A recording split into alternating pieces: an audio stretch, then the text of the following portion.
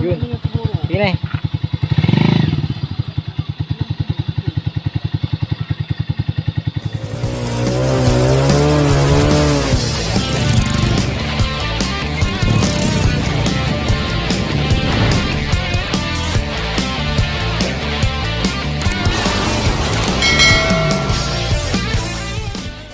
Ayan, panibagong tutorial lang naman tayo mga bro.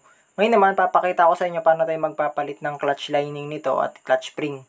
Ito ay Rusi Delta 150. Ayun. So, una gawin natin, mabilis ang tutorial lang. Siyempre, drain muna natin yung langis niya kasi i-change oil din natin to. Ayan. So, luwagan nyo lang yan ng counterclockwise. Yun, ang itim na pala ng langis nito. So, tanggalin na natin yan. Tapos, sunod natin yung kick starter niya, syempre. Luwagan natin yan. So, ang ano pala nito is 14mm. Yan. Papakita ko sa inyo paano ba tayo magpapalit ng clutch lining at clutch spring. So, ito kaparehas lang naman to ng mga TMX 155, mga Rusi 125, 150. Yan, pare-parehas lang yung mga yan. Kaparehas din siya ng mga TMX Alpha 125. Yan. So, wala pa kasi akong video nito, kaya naisipan kong gawa ng video. So, dito tinatanggal natin yung mga, ano niya, bolts, no, na 8mm. So, gumamit ako ng T-wrench na 8mm. So, counterclockwise ang lahat. Pagtapos yung tanggalin, hugutin na natin yung right crankcase cover. Yun. So, ito, tabi natin to. Dito, sunod na nating tanggalin yung kanyang screw. Medyo matikatigasan yan, kaya tsagain nyo lang.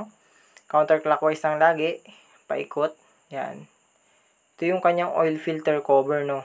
So, lilinisin din natin yan mamaya. Yan, tanggalin natin yung tatlong screw. Huwag nyo pong i-impact driving yan, ha. Pagka mahirap tanggalin, mas maigi pa welding nyo na lang. Pag ayaw talaga. Ito naman yung kanyang clutch bearing at yung tosser. Tanggalin din natin. So, dito. Yun. So, pagtanggal, nilipat ko lang yung camera kasi baka di nyo makita eh. Gumamit ako ng castle wrench dito. Siyempre, yung ating pangmalakasang impact wrench na LV dyan. Napaka, helpful. So, pagtanggal nyo ng castle nut, siyempre, meron yung, dyan, lock washer. Ayan. So, iba na yung lock washer niyan, no? Pero, okay lang yan. Kasi, purpose lang naman yan para mas mahigpit. Tapos, tanggalin natin yung 4 na bolt nung ating clutch, assembly. So, yun. Gumamit ako ng 10mm na T-wrench dyan, mga bro. So, ganyan lang. Sundan yung mabuti, huwag yung skip yung video kasi step by step natin gagawin to. Para at least yung mga hindi pa ganun kaalam sa pagbabaklas, matutunan nyo, no? Kasi ako, di ko rin naman alam yan dati. Di ko rin naman alam yan. Natuto lang din naman ako. Pinag-aralan ko lang din. Tsaka nood-nood din sa mga ibang videos, ganun. Dahil di naman tayo mekaniko talaga, no.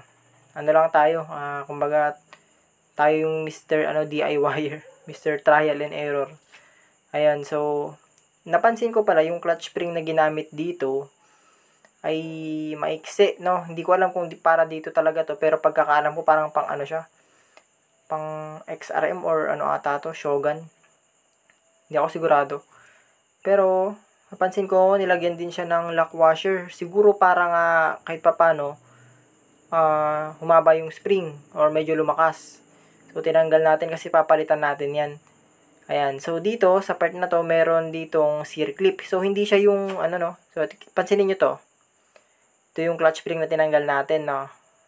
Ayan. So, ito yung ipapalit naman natin pang TMX 155. Tingnan nyo. So, ang layo, no. Ang layo ng diferensya. Kaya pala wala siyang ganun hatak, no. So, pagtapos nito malalaman natin kung kahit papaano dadamba na ba tong motor na to. Kasi hindi kasi ito masyadong dumadamba, wala talaga siyang ganung kalakas na puwersa. So, titignan natin hanggang mamaya. So, dito, zoom ko ng konti kasi para makita nyo yung sear clip. Ayan, so hindi siya yung castle nut din, no. Halos kaparehas lang din siya, kaibahan nga lang, ito is sear clip. Sa mga TMX 155 at Alpha 125, ganon, ay castle, nut yung nandyan. So, dito, sa Rusi Delta 150, circlip po yung nakalagay. So, tatanggalin nyo lang naman yan. Ako, sinungkit ko lang naman eh. Wala kasi akong, pangtanggal ng circlip.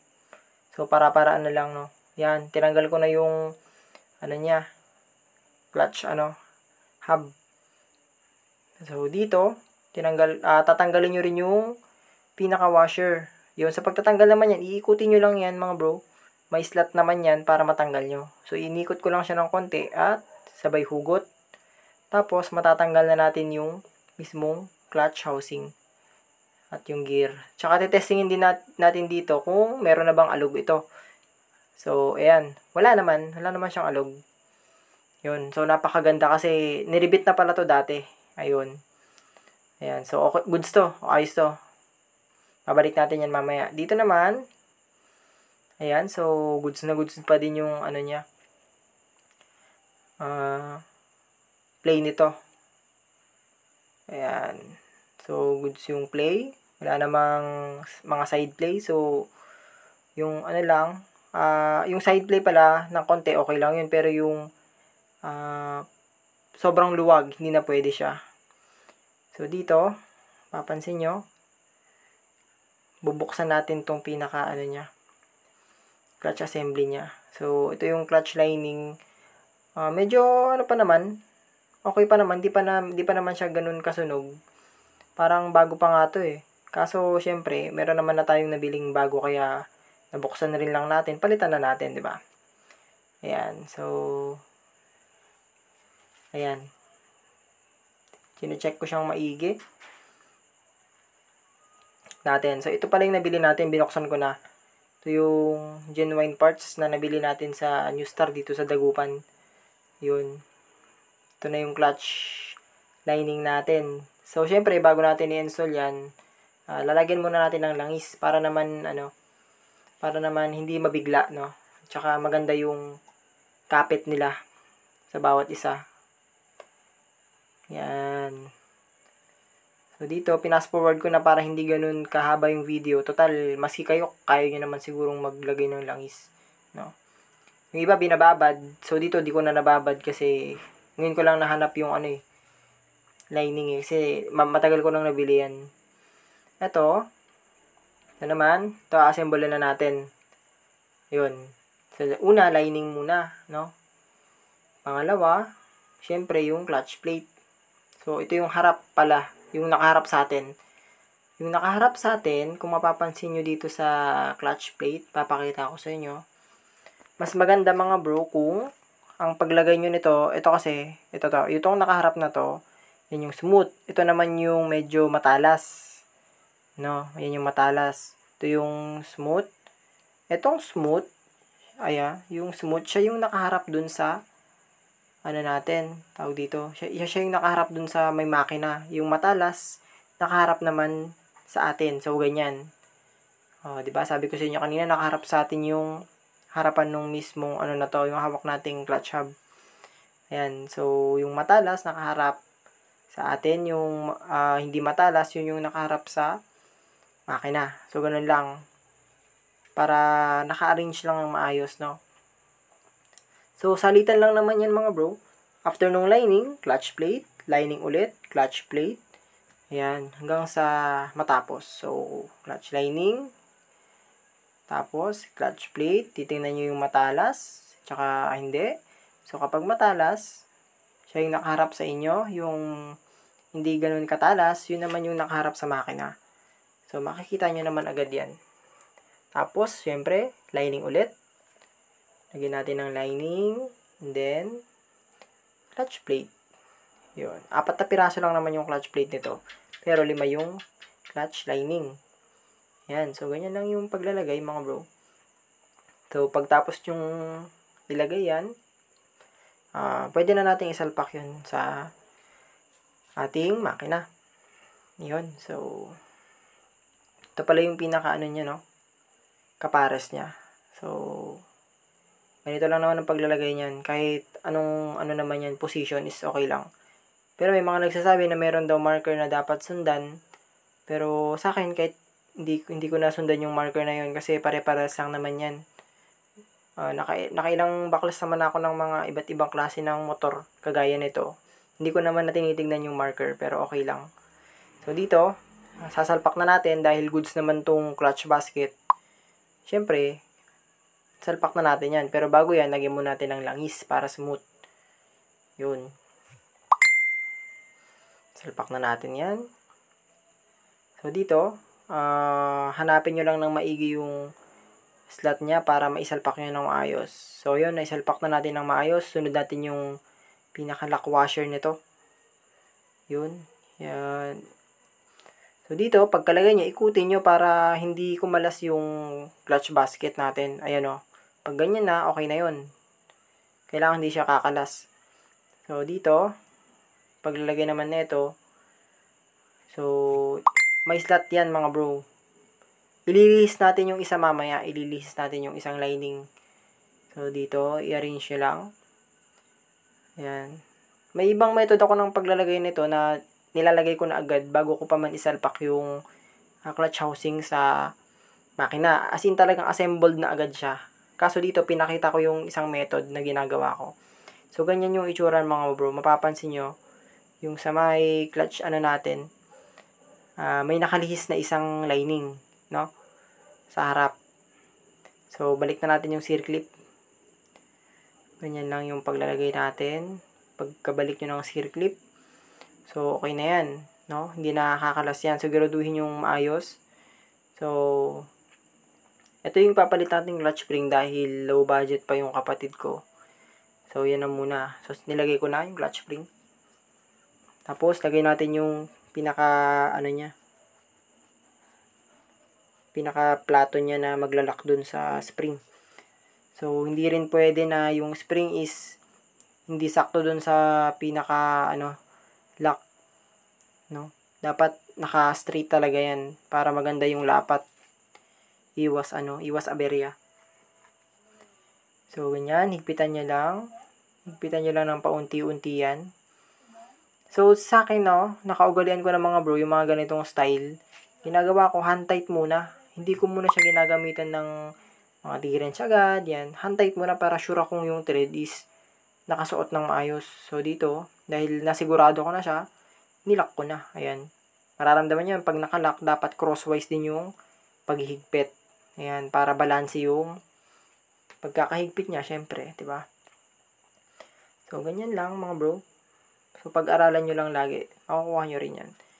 So, syempre, bago natin isoli yung oil filter, kailangan mo natin lagyan ng langis, no? So, ito na. Yun, lagay natin yan. Tapos, yung pinaka-lock, washer. Langis ulit. Tapos, yung castle nut. So, hand tight ulit mga bro. Hindi ko siya agad ginamitan ng tools. Yun, nung nasigurado ko na, tsaka ko siya hinigpitan.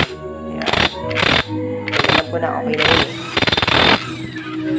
Mangyari kasi pag hinigpitan nyo agad, mamaya, tumabingi yung thread. Yari. Problema nyo lalo. So, higpitan nyo lang ng maayos yung dyan. Kasi para hindi siya lumuwag. Lagay natin yung gasket nung pinaka-oil filter natin dyan. Yun. Tapos, yung cover. Nilinis ko na yan mga bro kasi nagdudumi talaga yan. Yan kasi nagsasala ng mga dumi bago umakyat sa natin. Cylinder head, no? Iikot kasi yan dun sa may crankcase cover. May butas dun. Tatagos dun naman dun sa may oil pump. Ayan. So, higpitan nyo lang ng maayos. Tapos, lagyan din natin ng langis yung clutch bearing. Lagyan na natin yung clutch bearing niya. Iayos nyo lang. Dapat sentrong-sentro siya at medyo nakalubog. Yun. Yun. Dapat ganyan. Tapos, ikutin nyo ng konti. Ayun. So, goods na siya. Lagyan natin yung tosser at yung pinaka-pin. Balik natin yung kanyang right crankcase cover. So, dito, okay pa yung niyan, pinaka-gasket kasi genuine yung nakalagay. So, di na tayo nagpalit noon. Okay lang yun. Soli natin yung mga 8mm na bolts para naman masubukan na natin kung okay ba talaga siya. Kung may pagbabago ba, kung kahit papaano dadamba ba siya. Or may hatak na. Kasi wala talagang hatak to. Di ko lang nakuhanan ng video. Pero kita nyo naman sa clutch spring pa lang, di ba? So, isa sa mga nagpapaano dyan, isa sa mga responsable kung bakit medyo malakas yung kapit ng mga lining natin is dahil dun sa clutch spring. Minsan pag mali yung nailagay or mahina na yung clutch spring, naapektuhan yung arangkada ng motor natin. So ito na, pinapatest ko na sa kapatid ko. Cambio. So ayun, kita nyo, diba? Oh, yun, humuhugot na. Yun eh. Dati hindi siya ganyan eh. Ayan oh, diba? So ito lang yung ano natin, Diba? simpleng tutorial natin mga bro. Sana nakapulutan nyo ng kahit konting aral man lang. Sana huwag nyo rin kalimutang i-like, share at subscribe yung channel natin para sa mga susunod pang video. Salamat!